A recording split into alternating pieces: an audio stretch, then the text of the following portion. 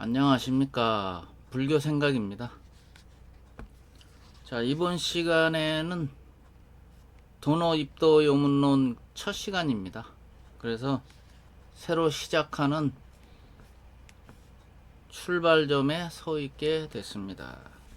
자, 도노 입도 요문론이라는 이 책은요, 중국 스님인데, 그 대주 스님이라고 하는 분이에요.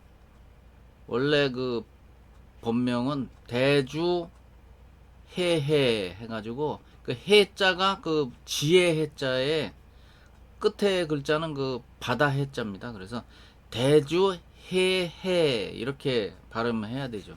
근데 이제 발음이 아무래도 겹쳐서 좀 어려워서 이제 줄여서 대주 스님 대주 스님 하거든요. 이제 앞으로는 그렇게 부르도록 하겠습니다. 자, 도노 입도 요문론이라는 그 글씨는요, 단숨에 깨달아 부처님의 세상인 행복한 삶으로 들어가는 아주 필요한 중요한 방편을 제시하는 글이다, 이런 뜻입니다. 그래서 줄여서 도노입도 요문이라는 말을 주로 이제 론자는 빼고 많이 쓰게 되죠. 이 책은 그야말로 중요한 그 선수행의 지침서가 되는 겁니다. 우리 그 수심결하고 좀 비슷하다고 보시면 돼요. 수심결은 이제 한국의 그 진월 스님이 이제 저수를 하신 거고, 이 도노입도 요문론은 중국의 그 대주 스님이 저수를 하신 거예요. 그래서 이 책을 시작하기 전에 이제 또 특별히 또 말씀하시는 게 있어요. 그게 뭐냐 하면은 이제 바로 불보살님한테 바치는 글이에요. 이제 이 책을 시작하기 전에 이제 하실 말씀이 있는 거죠. 이제 그거를 제가 말씀드릴게요. 불보살님께 바치는 글. 시방세계 모든 부처님과 보살님께 머리 숙여 예배드리옵니다. 부처님의 제자로서 제가 지금 이 글을 올리고 있사오나 부처님의 마음을 알지 못하고 쓴 글이라면 부디 그 허물을 참회하게 해 주시옵소서. 반면에 이 글이 부처님의 성스러운 이치에 맞는다면 이 공덕을 모두 묻 사람들에게 회양하오니 이 인연으로 오는 세상 모든 중생이 다 함께 부처님이 되기를 바라옵니다. 이렇게 끝나요. 그래서 아주 좋은 글이죠. 한마디로 설명드리면 부처님 제자로서 본인 대주 스님이 이제 이 책을 쓰는데 만약에 이 글이 부처님의 이치에 맞지 않게 써졌다면 저를 용서해 주십시오. 이제 이런 뜻이고, 반면에 이제 부처님의 성스러운 이치에 맞는다면 이 공덕은 모두 일반 범부 중생에게 회양하겠습니다 하는 아주 그 좋은 글이죠. 자, 그러면 챕터 1장 시작하도록 하겠습니다. 챕터 1장의 제목은요, 도노 이길만이 해탈 이렇게 돼 있어요. 자, 이제 이 도노입도 요문론도요, 수심결하고 비슷해요. 그 형식이 이제 제자하고 이제 그 스승하고의 그 문답식으로 돼 있어요. 그래서 제자 스님이 물으면은 이제 스승이신 그 대주 스님이 대답하는 식으로 이제 형식이 그렇게 돼 있습니다. 자, 이제 첫 번째 질문, 제자 스님이 묻습니다. 무슨 법을 닦아야 해탈할 수 있습니까? 이렇게 물어봐요. 그러니까 대주 스님이 오직 도노 이 길만이 해탈할 수 있다 이렇게 대답을 하세요. 그러니까 그 다음에 제자 스님이 또 묻습니다. 무엇이 도노입니까? 이제 이렇게 물어봐요. 그러니까 대주 스님이 단숨에 헛된 생각을 없애고 헛된 생각이 없는 그 마음자리에서 얻을 게 없음을 깨닫는 것이다. 이렇게 얘기를 해요. 짧은 그 문답이지만 사실은 깊은 그 뜻이 다 숨어 있습니다. 무엇부터 닦아야 합니까? 하고 또 물어봐요. 그러니까 이제 대주 스님이 근본부터 닦아야 한다. 이렇게 대답을 해요. 그러니까 제자 스님이 다시 근본부터 닦는다는 것은 무엇을 말합니까? 이렇게 이제 물어봐요. 그러니까 대주 스님이 마음이 근본이 되므로 마음 닦는 것을 말하는 것이다. 이렇게 대답을 합니다.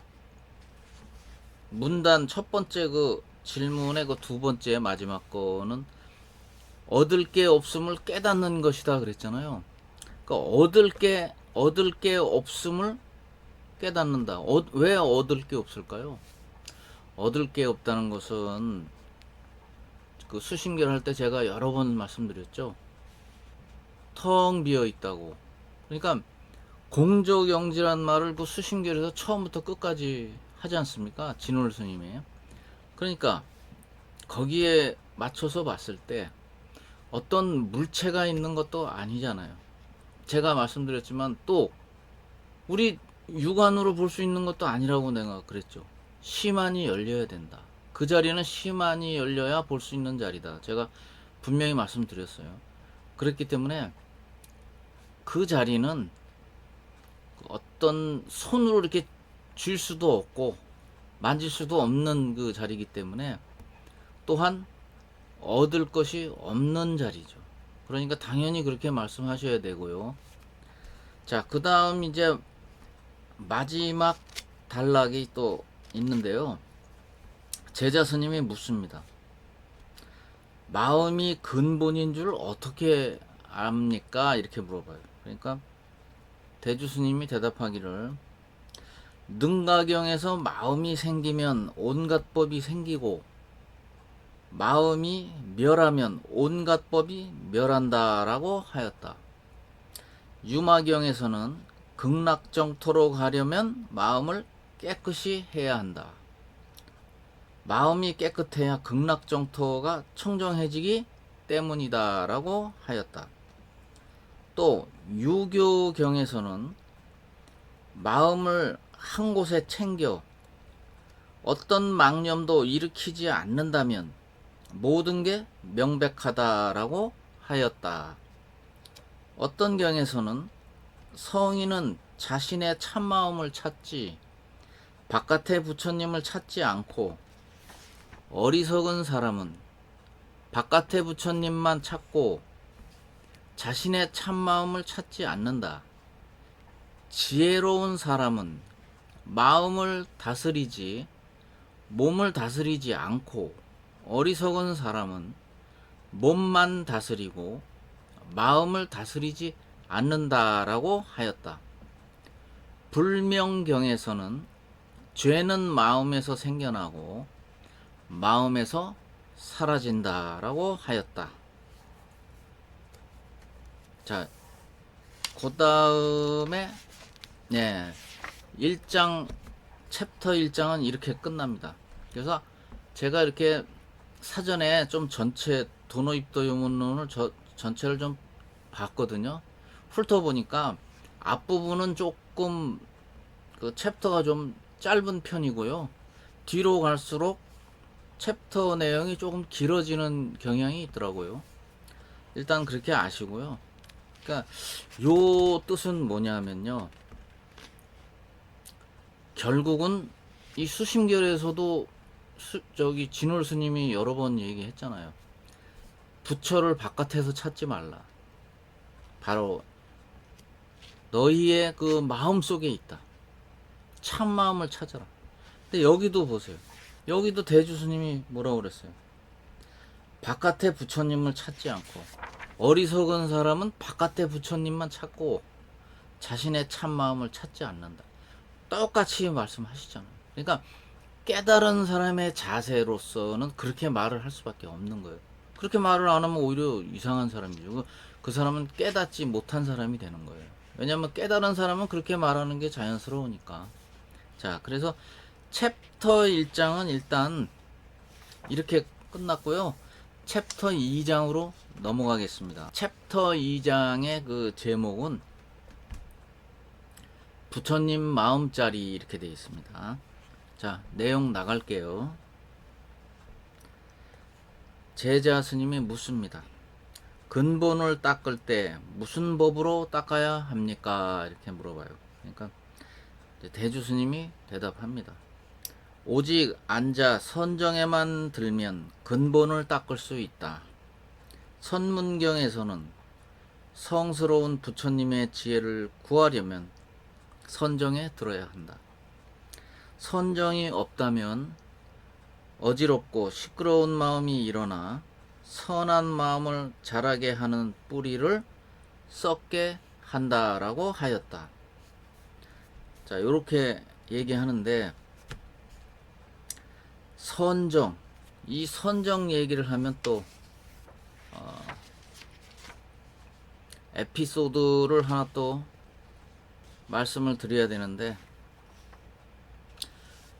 성철 스님 아시죠?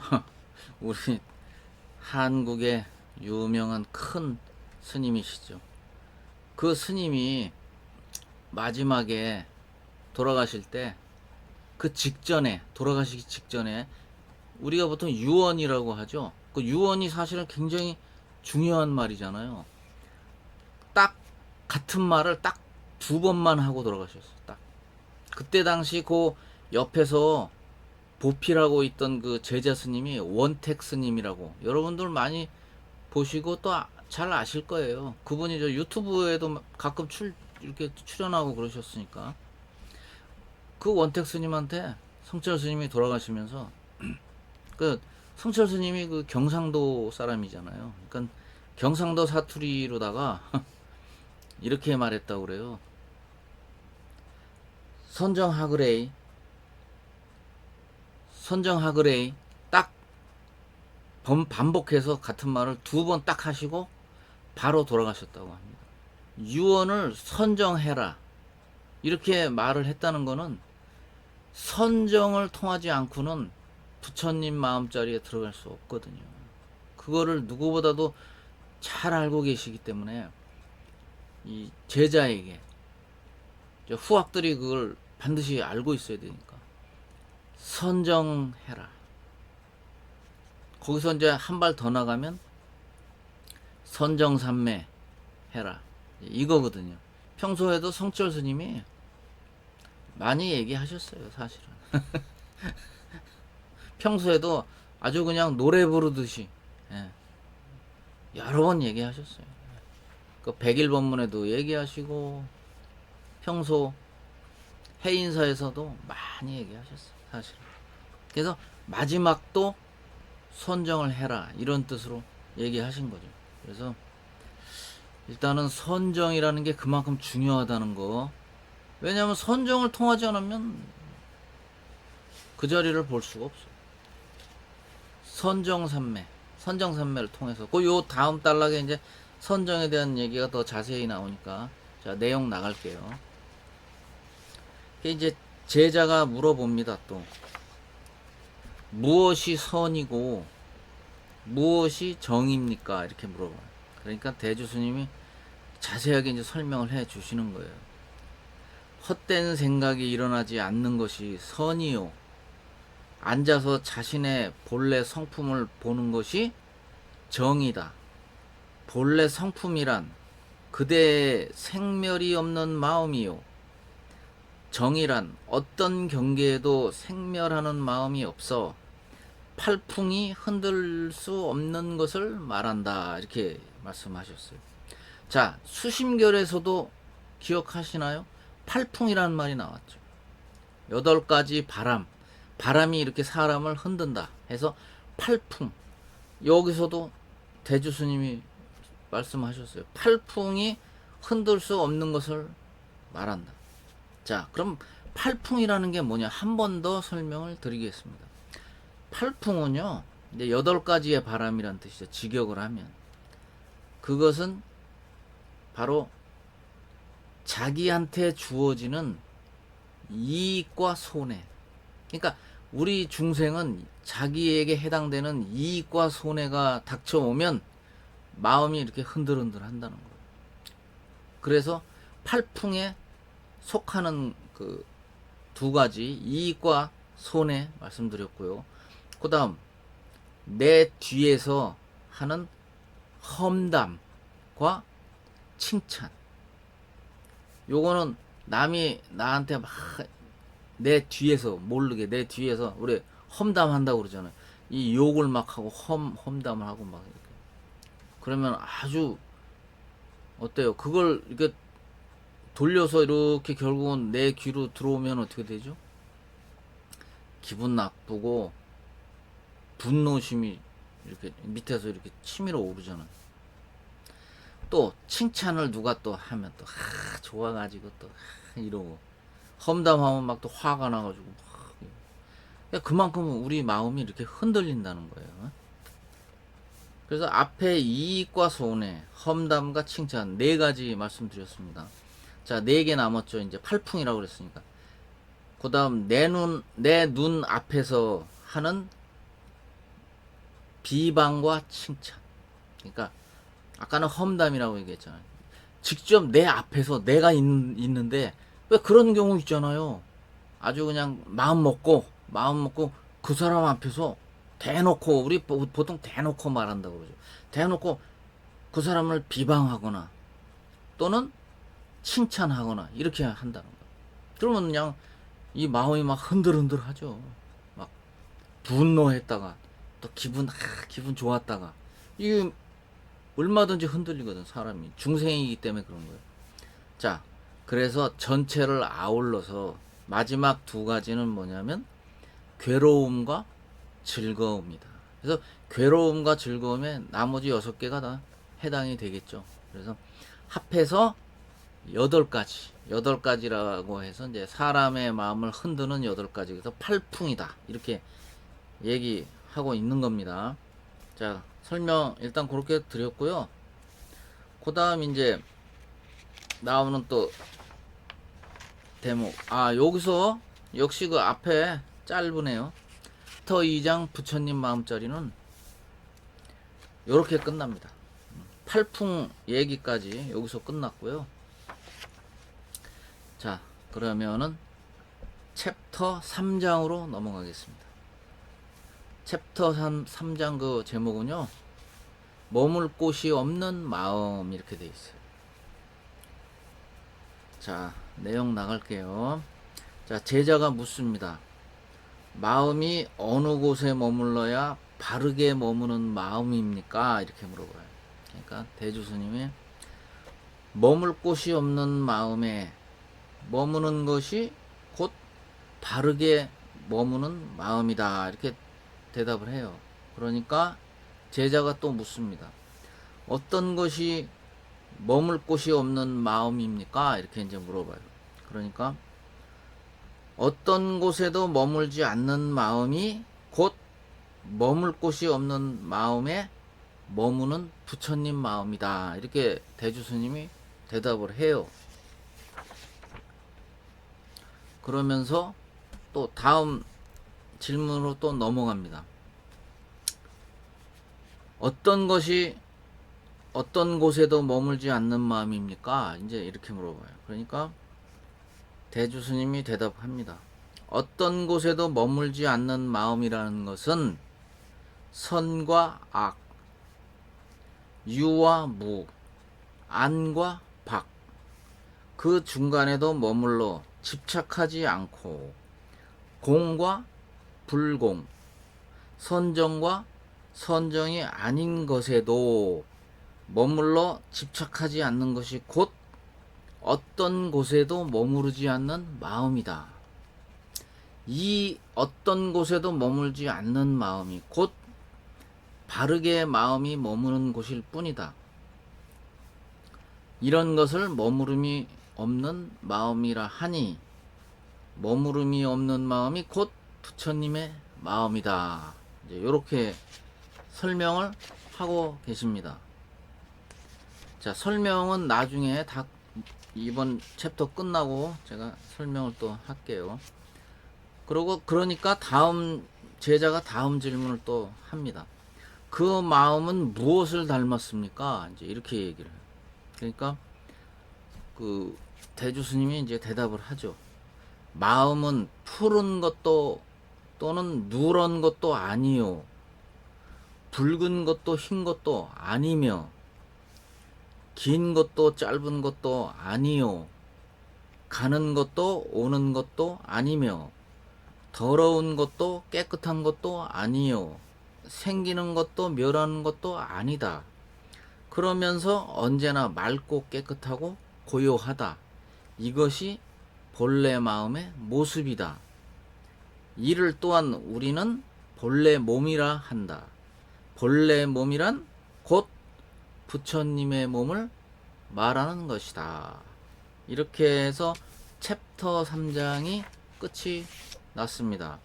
자, 이 대목을 챕터 3장을 하다 보면 저는 자연스럽게 그분이 생각이 납니다. 그분이 누구냐 하면 바로 해능 스님. 해능 스님이 이제 생각이 나요. 이 머물지 않는 마음. 해능 스님이 그 후계자로 지정받을 때 금강경에서 듣고 깨닫는 그 중요한 대목이 있죠. 바로 응무소주 이생기심. 이 대목이 굉장히 중요하죠.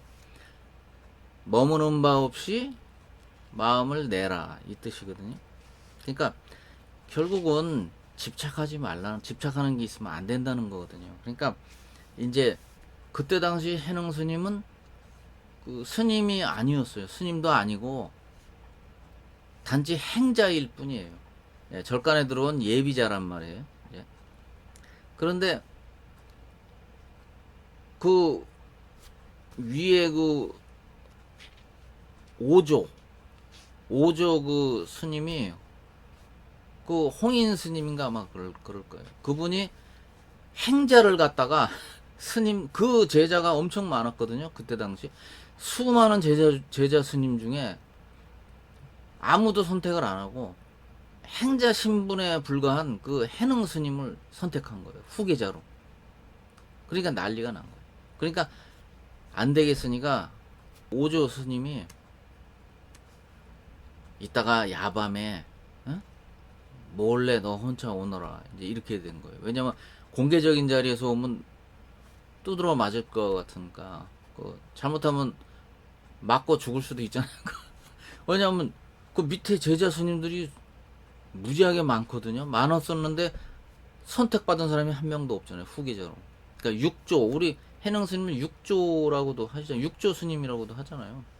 그러니까 육조 해능 스님 보통 그러죠. 그러니까 이제 후계자가 된 거예요. 그래서 이제 야심한 밤에 몰래 이제 와가지고 그 바로, 그러니까 우리 스님들 식사하는 그 그릇이 바로라고 그러잖아요. 바로하고 그다음에 가사, 이 이제 옷, 그거를 물려받아요. 물려받고 후계자가 됩니다. 육조 그 스님이 된 거죠. 그러니까 어떻게 알았는지 귀신같이 알은 거예요. 그 이제 밑에 제자 그 스님이 알고 막 쫓아오는 거예요. 이제 막 잡으려고, 그걸 뺏으려고, 바로 하고 그 옷을 뺏으려고. 근데 사실 우리가 생각해 보면, 아니 깨치는 게 중요한 거지, 그 바로 하고 그 옷은 의미 없잖아요. 솔직히 그거 뺏으면 뭐해요? 깨달음을 얻었냐 못 얻었냐, 그게 중요한 거 아니겠어요? 그러니까 해능 스님이 막 도망을 가요. 도망을 가니까 그 스님들 중에 그 운동 많이 하고 이게 아주 건장하고 그런 스님이 아마 있었던 모양이에요. 그러니까 그 육체적으로 아주 그 강인한 스님이 아무래도 힘이 세고 이러니까 금방 쫓아가겠죠. 이제 뛰는 것도 다를 거 아니에요. 이제 일반 스님보다 빨리 달릴 거 아니에요. 운동을 많이 한 사람이니까. 그러니까 첫 번째로 쫓아가요. 쫓아가고 거의 다 잡히게 생겼어 이제. 그러니까 안 되겠으니까 해능 스님이 이제 바위 위에다가 그 바로하고 옷을 거기다 내려놓습니다. 내려놓고 그 바위가 꽤 컸던 모양이야. 그러니까 바위 그 뒤에 숨어요. 몰래 싹 숨어요. 이제 두드러 맞을까봐. 그러니까 그 스님이 쫓아와 보니까 바위 위에 그 자기가 원했던 바로하고 그 옷이 있거든요. 근데 이제 이 스님도 공부는 그래도 많이 하신 분이니까 그거를 챙겨서 가기 전에, 그러니까 요 근방에 숨어서 보고 있을 것이다라는 이제 그런 전제하에 큰 소리로 묻죠. 아니 어떻게 해서 행자인 당신이 후계자로 임명될 수 있습니까? 저한테 얘기 좀 해주십시오 하고 이제 그거를 요구해요. 그러니까 이제 그 해능 스님이 숨어서 얘기를 하죠. 그렇다면 내가 가르쳐 드리겠습니다. 딱 길게도 말 안 했어요. 선도 생각하지 말고 악도 생각하지 마십시오. 그것이 후계자가 된 그 대답입니다. 딱 얘기를 해줬어요. 그러니까 이 스님도 상당한 공부를 많이 하신 분이거든요. 그러니까 그 공부를 한 사람이 벌써 어느 정도 수준이 되니까 그걸 탁 듣는 순간 바로 그 자리에서 깨쳐버린 거예요. 아, 바로 이거였구나. 그러니까 이제 합장을 공손하게 하면서, 아, 제가 깨쳤습니다. 제가 해능 스님 때문에 중요하게 배웠습니다. 그 부처님 마음자리를 알게 됐습니다. 이렇게 고백을 해요. 그런 유명한 그 장면이 나오거든요. 그래서 지금 여기 어떤 곳에도 머물지 않는 마음, 그거는 대답을 대주 스님이 뭐라고 그랬어요? 어떠한, 여기 첫 번째 선과 악이 나왔잖아요. 그래서 제가 말씀드리는 거예요. 첫 번째 말씀이 선과 악. 선도 생각하지 말고 악도 생각하지 마라. 그 자리를 찾으려면 선과 악을 내려놔야 된다. 또 그 다음 게 뭐예요? 유와 무. 있다 없다. 분별심이잖아요. 선과 악도 분별심이고 있다 없다 다 분별심이죠. 그 분별심을 내려놔야 된다. 내려놔야 그 자리 찾을 수 있다.